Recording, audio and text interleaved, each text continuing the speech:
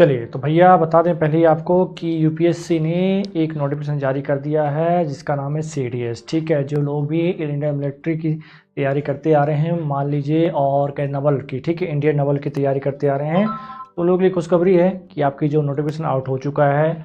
और जो लोग इस तैयारी कर रहे थे तो लोग अपना फॉर्म अप्लाई कर सकते हैं। ठीक है, ठीक है, उससे पहले आप लोग देख लीजिए कौन लोग इसमें अप्लाई कर पाएगा, कौन लोग इसमें अप्लाई नहीं कर पाएगा, कौन ओवर एज हो गया है, क्या सिलेबस, सारी डिस्कस कर लेते हैं हम इसमें। ठीक है, चलिए फिर सबसे पहले हम देखते हैं अपने नोटिफिकेशन चर्चा कर लेते हैं।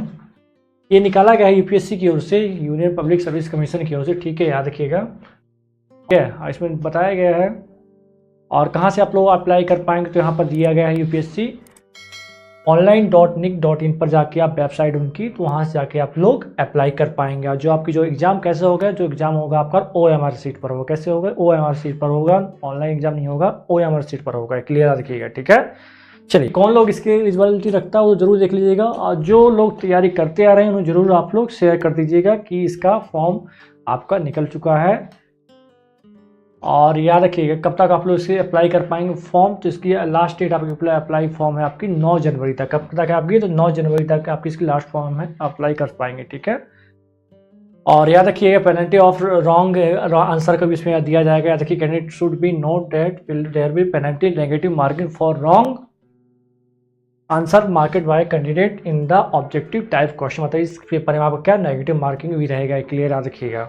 और याद रखिएगा इसमें क्या से बना हुआ है, कौन सा पेन अलाउ हुआ है, तो ब्लैक बॉल पेन। याद रखिए कौन सा आपका ब्लैक बॉल पेन ही से बना हुआ है इस पर। ठीक, क्योंकि OMR पर होगा तो इसलिए कौन सा अलाउ रहेगा आपका ब्लैक पेन। कौन सा में आपका ब्लैक पेन अलाउ रहेगा बस।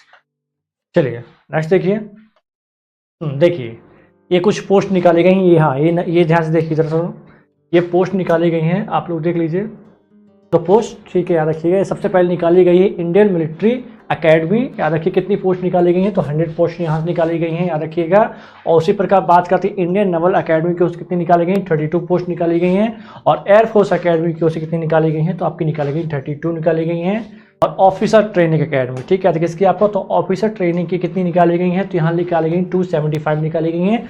और ऑफिसर ट्रेनिंग एकेडमी चेन्नई के लिए निकाली गई हैं आपकी 8। मतलब टोटल कह सकते हैं टोटल आपकी 5 मतलब 457 पोस्ट निकाली गई हैं। कितनी पोस्ट निकाली गई हैं? तो आपको पोस्ट निकाली गई हैं तो 457 पोस्ट निकाली गई हैं। क्लियर है? ठीक है, अब इसके बाद हम पता कर लेते हैं कौन लोग इन फॉर्म में अप्लाई कर पाएंगे। याद रखिए कौन लोग इन जो 5 आपकी पोस्ट निकलेंगी, जो 5 आपकी जो विभाग से जो पोस्ट निकलेंगे, कौन लोग अप्लाई कर पाएंगे। तो आप लोग यहाँ देखिए सिंपल सा। चलिए देखिए ये कुछ सेंटर रहेंगे आपके। याद रखिए जो एग्जाम सेंटर रहेंगे तो आप लोग यहाँ चेक कर सकते हैं। मतलब ऑल इंडिया निकालेगी, कहाँ आपके ऑल इंडिया कहीं भी आप लोग एग्जाम दे पाएंगे, नो प्रॉब्लम। ठीक है, चलिए अब कौन लोग इसमें अप्लाई कर पाएगा, तो एलिजिबिलिटी क्या होनी चाहिए आपके पास? सबसे पहले आपके पास नेशनलिटी होनी चाहिए, फर्स्ट ऑफ ऑल मस्ट भी, और अनमैरिज होना चाहिए। क्या होना चाहिए? अनमैरिज, शादी ना हुई हो। ठीक, अनमैरिज होना चाहिए, तभी लोग अप्लाई कर पाएंगे इस फॉर्म के लिए। और डिस्ट्रिक्ट ऑफ इंडिया तो आपको पता ही है। ठीक है, इसमें चलिए एज लिमिट देख लीजिए, ये जरूरी है।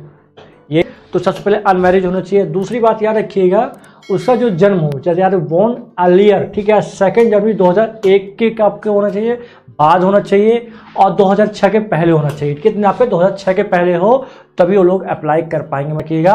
और इसी प्रकार हम देख लेते हैं इंडियन नवल एकेडमी को लोग देख लेते हैं। तो सबसे पहले आपका अनमैरिज होना चाहिए। क्लियर, मेल कैंडिडेट हैं, बोर्न नॉट अर्लियर देन, जिसमें भी सेम वही कंडीशन दी गई है आपकी 2001 और 2006 दी गई है, तो वही लोग अप्लाई कर पाएंगे।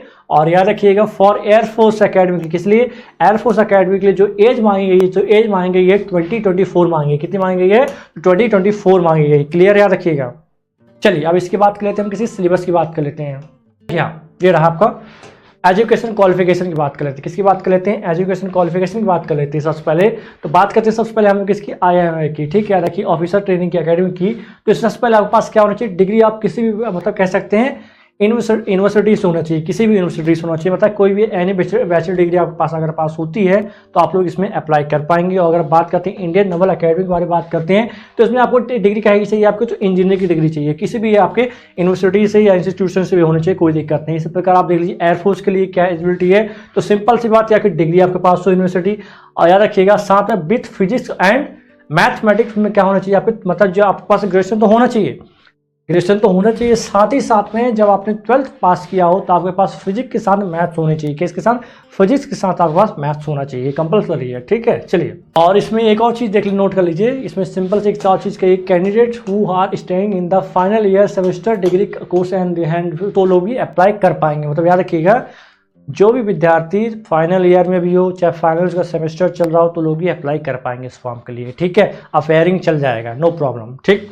अब बात कर लेते हैं हम किसकी, इसकी जो फी आप सबसे पहले देखिएगा, इसकी फ़ी देख लीजिए, फ़ी कितनी है इसकी। तो फी सिंपल सा 200 रुपीज़ है। कितने आपको 200 रुपीज़ में आप लोग इस फॉर्म को अप्लाई कर पाएंगे। चलिए, अब बात कर लेते हैं हम सिलेबस की। अब ये रहा, ठीक है। देखिए, the scheme of standard and syllabus and examination किस प्रकार होगा आपका, तो याद रखिएगा, सबसे पहले आपका कॉम्पिटिटिव एग्जाम होगा, याद रखिएगा, कंप्राइज होगा, ठीक है। और written examination as shown para 2 value, ठीक, 2 प्रकार से देखा जाएगा। सबसे पहले interview for intelligence and personality test होगा आपका, पार्ट बी के लिए भी आपका टेस्ट होगा, ठीक, याद रखिएगा, 2 स्टेज में रहेगा आपका ये।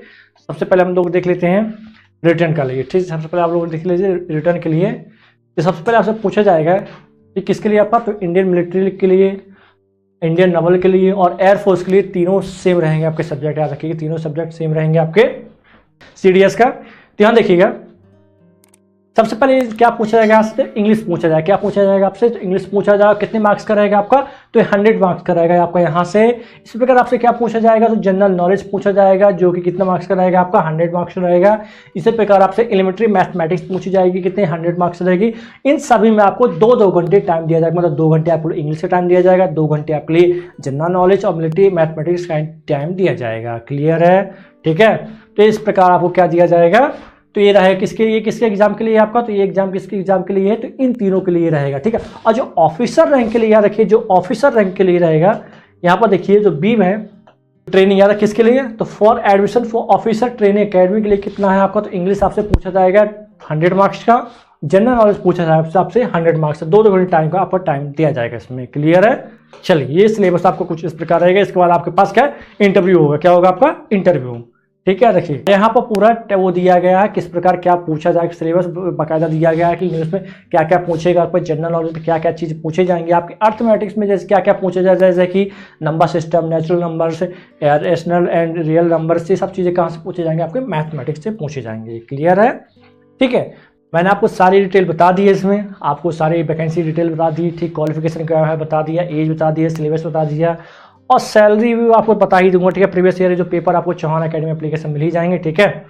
चलिए फिर, आई होप कि आप लोग जो भी लोग इसमें एलिजिबिलिटी रखते हैं तो लोग को जरूर अप्लाई करें, ठीक है। काफ़ी लोग मेहनत करते आ रहे हैं, कई बहुत सारे लोगों का जाने मन कहाँ होता है आने का, तो इंडियन मिलिट्री में जाने का बहुत सारा मन होता है, ठीक है। कई लोगों का एयरफोर्स में जाने का मन होता है, ठीक है, वो भी कौन सी छोटी सी एज में, ठीक है। तो याद रखिएगा, सिर्फ किसके लिए चांस है, इनके लिए जिनकी एज आपकी 18 से 25 के बीच में हो चुकी है, वो लोग इन्हें अप्लाई जरूर कर पाएंगे।